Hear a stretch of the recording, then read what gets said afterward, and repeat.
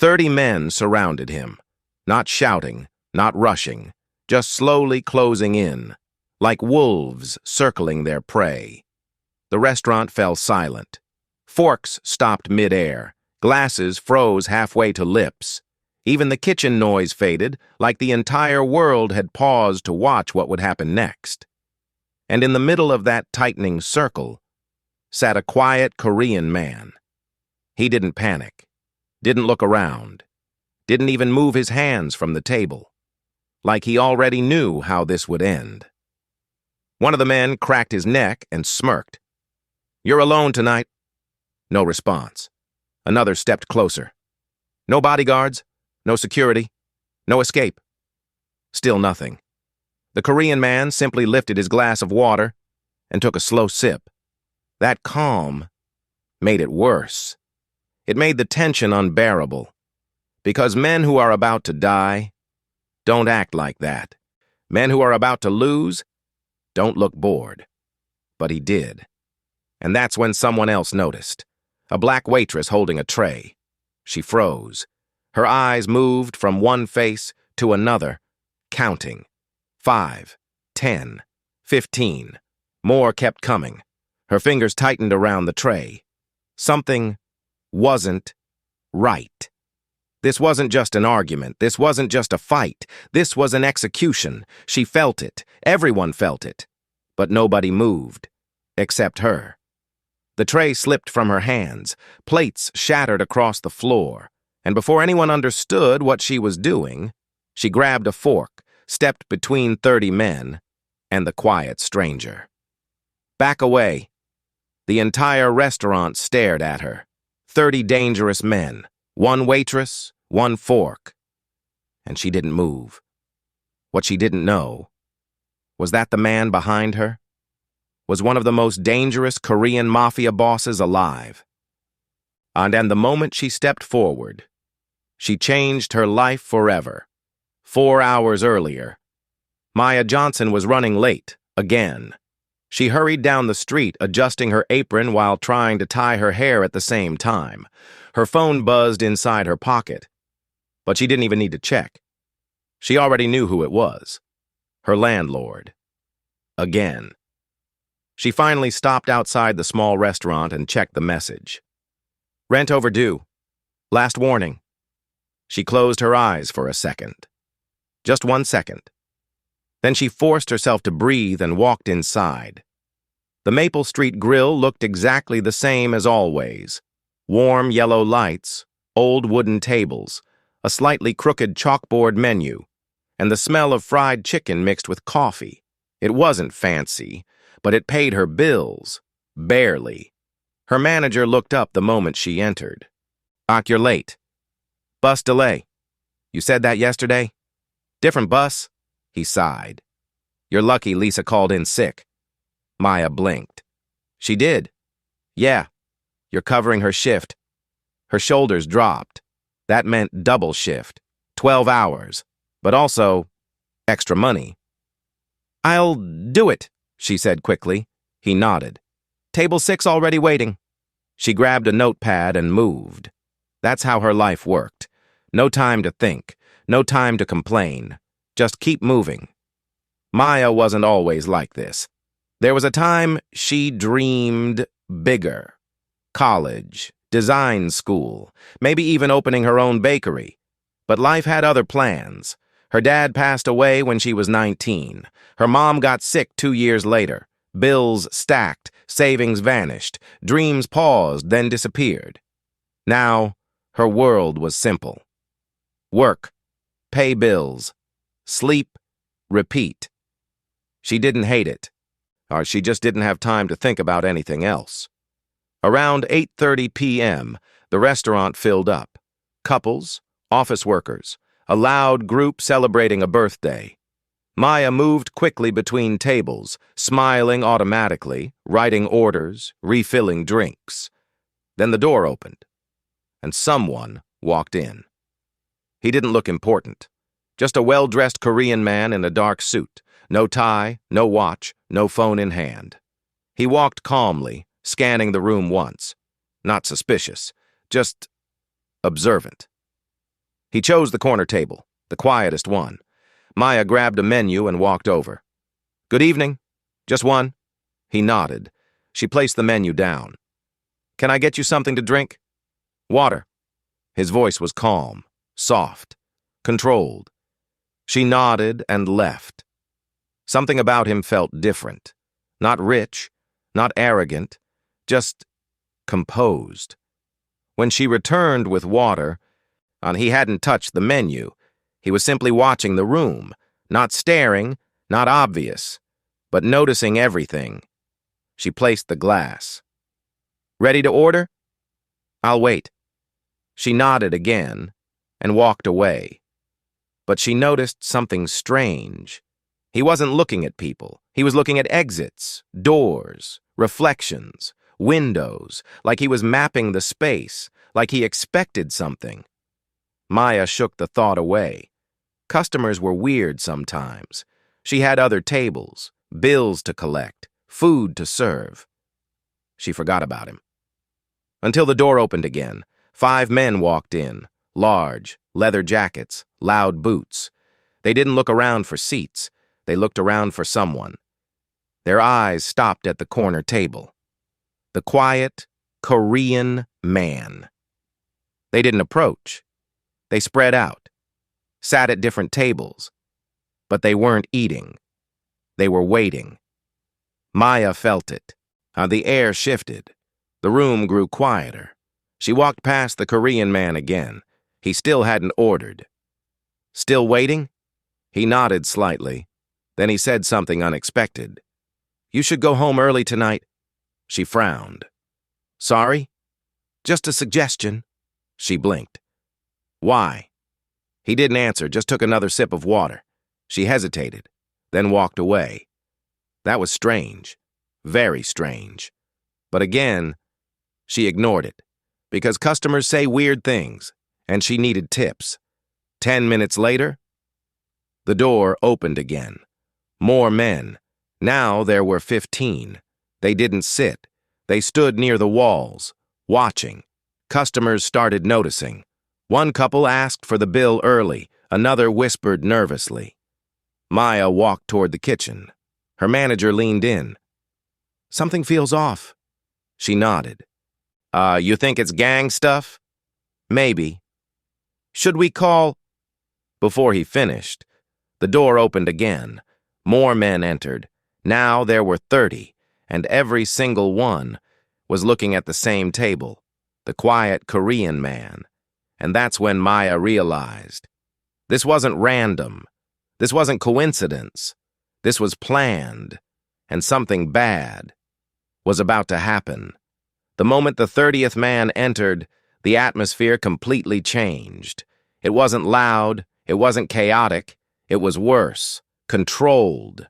Every man knew exactly where to stand, every exit quietly blocked, every angle covered. This wasn't random intimidation. This was a trap. Maya felt her heartbeat rising. Her hands started trembling as she carried a tray past table 4. One of the men watched her walk by, not in a normal way, but like she was invisible, like she didn't matter, like she was just background. She hated that feeling, but right now, she also felt scared. She walked behind the counter and leaned toward her manager. "Call the police." He swallowed. "You call." "I'm working." "You're closer to the phone." They both hesitated. And that hesitation cost them. Because at that exact moment, one of the men stepped forward, then another, then 5 more. They began slowly closing in. The circle tightened, and the quiet Korean man still didn't move. He just sat there, hands resting calmly on the table, like he had expected this all along. Maya couldn't understand it. How could someone stay this calm? 30 men. No backup, no escape. Unless he wasn't afraid. That thought sent a chill down her spine. One of the men grabbed a chair and dragged it loudly across the floor. At the sound echoed through the restaurant. Customers jumped. A woman gasped. The man turned the chair around and sat on it backwards, facing the Korean man. "So, you finally came alone?" No response. Another man laughed. "I thought you'd hide behind your soldiers." Still, nothing. Maya watched carefully. The Korean man looked bored, not arrogant, just uninterested. That irritated them. One of the bigger men stepped forward. He grabbed the glass of water from the table and poured it onto the floor. The water spread slowly across the tiles. Still, no reaction. The man smirked. "You deaf?" Silence. Another man kicked the chair across from him. "Talk!" Nothing. Maya's chest tightened. This was getting bad. Very bad. Then, one of the men suddenly turned toward her. "Hey, waitress!" She froze. "Yeah, you." He snapped his fingers. Bring us drinks." She hesitated. Her instincts screamed at her not to go near them, but refusing could make it worse. She slowly walked forward. "What would you like?" The man leaned closer. "Beer." "Which one?" He smirked. "The expensive one?" His friends laughed. Maya nodded. As she turned, he grabbed her wrist, hard. She winced. "Move faster." His grip tightened. Pain shot through her arm, and that's when the quiet Korean man finally spoke. "You're hurting her." His voice wasn't loud, but it cut through the room. The man holding her laughed. "Oh? You care?" The Korean man didn't respond. The man leaned closer to Maya. "You his girlfriend?" She shook her head quickly. "No." The man smiled. "Good." He shoved her wrist away. She stumbled back.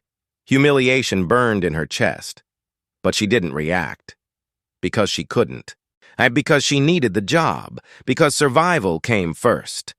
She walked back toward the counter, breathing hard. But something changed. The Korean man was now watching her. Not the men. Her. Like he was measuring something. The leader finally stepped forward. He wore a dark coat, calm face, cold eyes. Unlike the others, he didn't shout. He didn't smile. He walked slowly, every step echoing.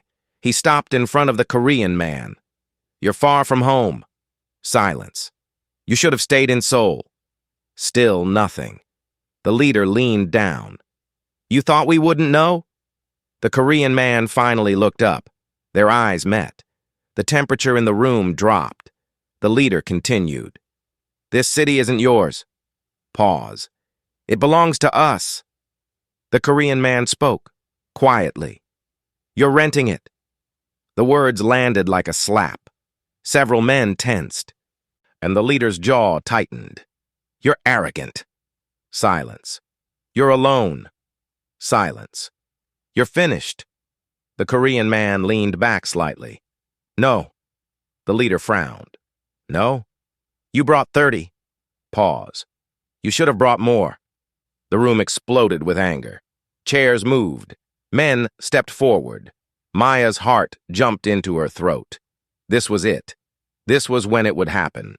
The leader raised his hand, and that's when Maya noticed something. The Korean man still wasn't worried. Not even slightly. And suddenly, she understood. He wasn't trapped. They were. She didn't know why. She didn't know how. But she felt it. And before she realized what she was doing, she moved. Her tray slipped. Plates shattered. The loud crash froze everyone. All eyes turned to her. She bent down, picked up a fork, and stepped forward, straight into the circle. And her voice shook, but she spoke anyway. "Back away!" 30 men stared at her. Silence, then laughter. "You serious?" one of them said. She held the fork tighter. "He's a customer." More laughter. The leader looked at her. "You think that thing will stop us?" She swallowed. "I just need one." The room went silent again. The Korean man watched her carefully, very carefully. The leader stepped closer. "You'll die." She didn't move. Maybe. Her hand trembled, but she didn't step back. The men exchanged looks, confused, annoyed, amused. One of them reached toward her shoulder. Before he touched her, the Korean man stood up, and everything changed. He moved so fast, Maya barely saw it. The man reaching for her suddenly flew sideways. His body slammed into a table. Wood cracked. Another man rushed forward. The Korean man stepped once. Elbow. Impact. The man collapsed instantly. The restaurant exploded. Chairs flipped. Glass shattered. Maya stumbled back. This quiet stranger was fighting like a machine. No wasted movement. No hesitation. Just precision. 3 men down. 5, 7, 10. The others rushed. But he didn't panic. He moved through them like water. Controlled. Deadly. Terrifying. Maya pressed against the counter, heart racing. She had never seen anything like this. Not in real life. This wasn't just fighting. This was training. Military. Professional. Lethal. The leader's expression changed. "Kill him!" The remaining men charged. And then, the door burst open. Black suits entered. 1, 5, 10, more. They moved with discipline. No shouting, no confusion. They surrounded the attackers instantly. The hunters were now trapped. One of the suited men bowed slightly. "Yes, boss. Sorry for the delay." Maya froze. Boss? The leader's face turned pale, and the truth began to surface. The word boss echoed inside Maya's head. Everything slowed. The men in black suits moved with terrifying precision. Within seconds, they blocked every exit, every window, every possible escape route. The 30 attackers who had come confidently just minutes ago now looked trapped. The leader's face lost color. He looked at the Korean man again, not with anger anymore, with fear, real fear. The suited man bowed his head slightly. "We secured the street. No interference." Another added calmly, "Perimeter locked, awaiting instructions." Maya's hands started shaking again. This wasn't normal. This wasn't street gang stuff. This was organized, professional, dangerous. And the quiet Korean man dusted his sleeve, like nothing had happened. Then he spoke. "Anyone injured?" One of the suited men responded. "Only them." He nodded once. Calm, controlled, unbothered. The leader finally spoke. You're him." The Korean man didn't answer. The leader swallowed hard. "Chairman, Kang." The name dropped like a bomb. Even some of the attackers stepped back instinctively. Maya didn't know that name, but everyone else clearly did. The suited men stood straighter. Respect, fear, loyalty, all visible. The leader's voice trembled. We didn't know you were coming personally." Chairman Kang looked at him quietly. "You brought 30 men." The leader nodded nervously. "We thought... You thought I'd be afraid?" Silence. "You were wrong." The leader took a step back. Maya watched everything, her mind spinning. Chairman? A boss? 30 men scared. Who was this man? And why did he look so calm? Then Kang turned slightly. His eyes landed on Maya. For a brief second, the entire room disappeared. He looked at the fork still in her hand. "You didn't run," she blinked. She didn't know what to say. He looked away again, like that moment meant something, but he wouldn't show it. The suited men began disarming the attackers. Phones taken, weapons removed, hands forced behind backs. No resistance. None. The 30 men who came to kill now stood helpless. The leader tried to regain composure. "You can't do this. This is our territory." Kang tilted his head slightly. "Was." The word chilled the room. "You crossed the line." The leader clenched his jaw. "You came into our city." Kang replied calmly, "You touched someone under my protection." The leader frowned. Who? Kang's gaze shifted slightly, toward Maya. Her breath caught. The leader followed his eyes. You mean her? Kang didn't answer, but he didn't deny it either. The message was clear. The leader laughed nervously. She's just a waitress. Kang stepped forward. And you grabbed her. The leader's confidence vanished. You're joking. Kang shook his head once. No. Silence. Then Kang spoke to his men. Break his hands. The leader froze. Why? Two suited men moved instantly. They grabbed him. He struggled. You can't! Crack. The scream echoed across the restaurant. Maya flinched. Her stomach twisted. She had never seen violence like this. Real consequences. Real power. The rest of the attackers looked horrified. No one spoke. No one moved. Kang didn't even watch. He simply turned away, like it didn't matter. And her heart pounded. This man, this quiet stranger, was terrifying, but not reckless, not loud, not emotional, just decisive. He walked toward the exit, then stopped beside her.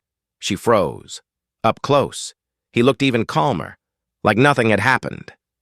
You're shaking. She looked at her hands. She was. I'm fine. You're not. Silence. She hesitated. You didn't have to do that. Yes. For me? Yes. She stared at him. Why? He looked at the fork still in her hand. You stood between me and 30 men. She swallowed. I didn't know who you were. I know. Pause. That's why it matters. Her chest tightened slightly. No one had ever said something like that to her. No one had ever looked at her. Like she mattered. Then he asked quietly, What's your name? Maya. He nodded once. Maya. He turned to leave, then stopped again. You're late on rent. Her eyes widened. How do you... Your landlord works for us. Her mind spun. Your mother is in the hospital. She froze completely. Her treatment will be covered. Her throat tightened. I didn't ask for that. You didn't run. He repeated it again, like it was important, like it meant something. Then he placed a small black card on the counter. If anyone bothers you, call. She stared at it. No name, just a number.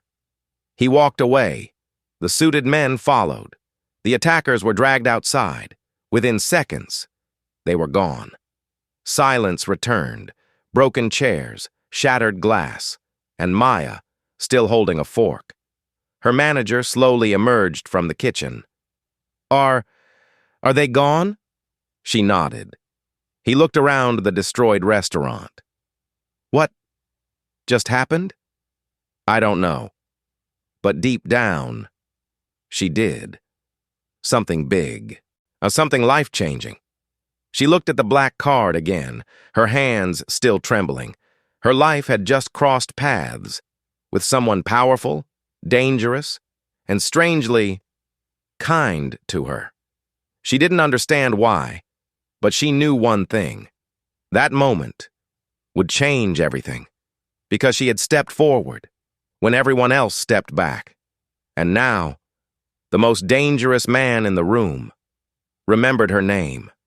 The restaurant stayed quiet long after they left. Not normal quiet, heavy quiet, like something huge had happened, and the walls were still processing it. Maya slowly placed the fork on the counter.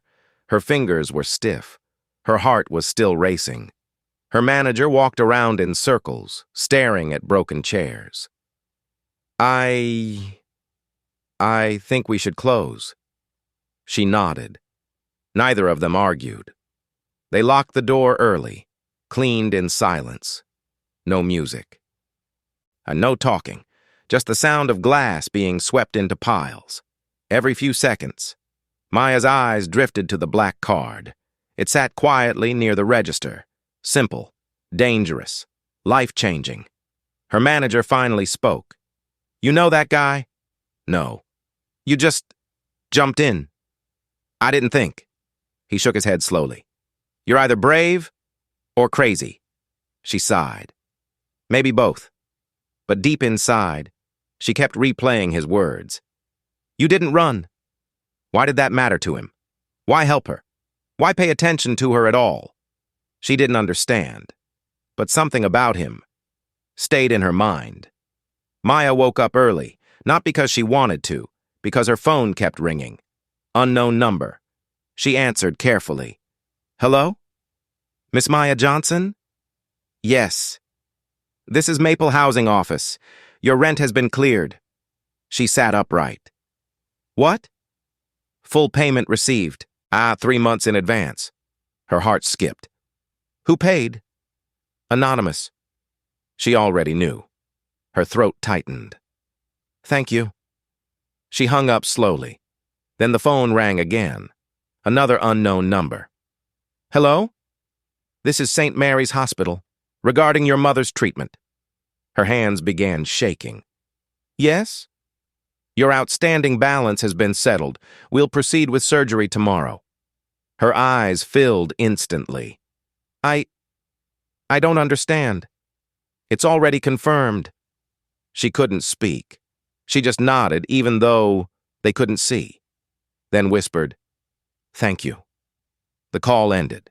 She sat there, silent, overwhelmed. No one had ever helped her like this. No one. And he did it. Without asking. Without expecting. Just because she didn't run.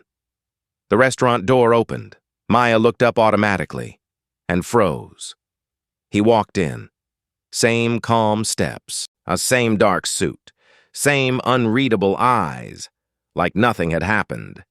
He chose the same corner table. Her heart started beating faster. She grabbed a glass of water, walked slowly, placed it down. You came back. He nodded. You're open. She almost smiled. You like this place? Quiet. She hesitated, then sat across from him.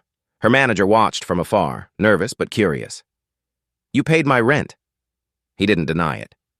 You helped my mom. Yes. She looked down. I don't know how to thank you. You already did. How? You didn't run. Again. That sentence. It meant something to him. She studied his face. You're really Mafia? He leaned back slightly. I run businesses. She raised an eyebrow. Businesses that break hands? He didn't answer, but a faint smile appeared.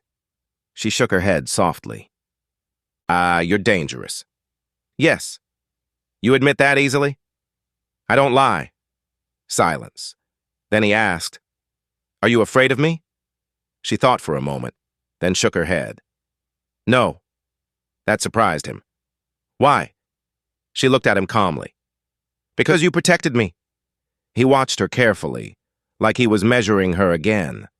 Then he said quietly, I want to offer you something. Her eyebrows lifted. A job? Yes. She laughed lightly. I'm not Mafia material. You stood in front of 30 men. With a fork. Exactly. She leaned back. What kind of job? Work for me. Doing what? Someone who doesn't run. She smiled. You keep saying that. It matters. Why? He paused, then said something unexpected. Everyone runs from me. Her expression softened slightly. But you didn't. Silence. She looked at him. And this powerful man, feared by everyone, was lonely. She didn't expect that. I don't know, she said quietly. You don't have to decide now. He slid another card toward her. This is direct. She picked it up. Her life was standing at a crossroads. Waitress, struggling, barely surviving, or step into a dangerous world. With him. She looked up. Will I be safe? He answered honestly. No, she laughed. At least you're honest. But I'll protect you. That she believed. And that scared her. Because she trusted him. Already. She stood up. I need time. He nodded. I'll wait. She walked away. But something inside her had changed. That night, as she closed the restaurant, a black car waited outside. Her heart skipped. The window rolled down. It was him. "You're following me now?" "No." He opened the door. "Get in." She hesitated, and then smiled. "You always this mysterious?" "Yes." She got in. The car drove. City lights passed by. Silence filled the space. Then she said softly, "I'll take the job." He looked at her. "Are you sure?" "No." Pause. "But I didn't run." For the first time, he smiled fully. And that night, the black waitress who once struggled to survive stepped into a new world, not as a victim, not as someone rescued, but as the woman who stood between 30 men and a Korean mafia boss, with nothing but a fork, and didn't move.